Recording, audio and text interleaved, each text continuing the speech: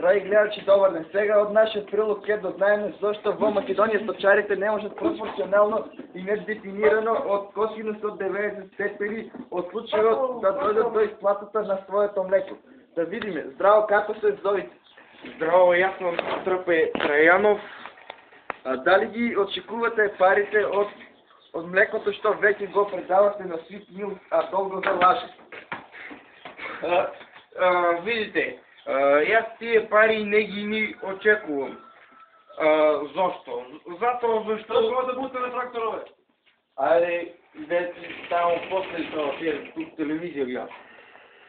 Затоа защо во 98 до 2002 аз почнав да отгледувам крави, тогаш млекото не се ни откупуваше.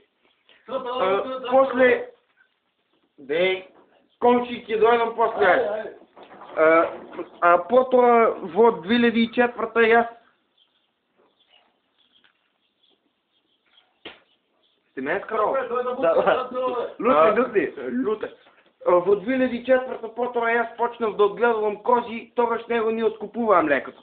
Но сега во 2009 година јас почнав да одгледувам овци, па така волнено добиточни живинарски суштества, кои даваат млеко, но сепак од оваа криза него откупуваат млекото, бидејќи јас лично се фатив за овој бизнес. Затоа ќе ги молам сточарите, идам ке во бележ.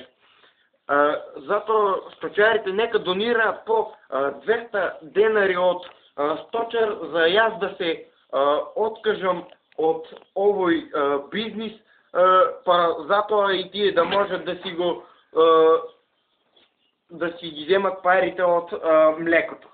Тоа од мене за вашата телевизија Тръпе Траянов. Господине Тръпе, дай сега да ме слушате с малко. Може. Би сакал да ви препорачам да си купиш 2 трилионки, за да не мусиш на свете. Не, имам силица. Благодаря. Муси. Патро.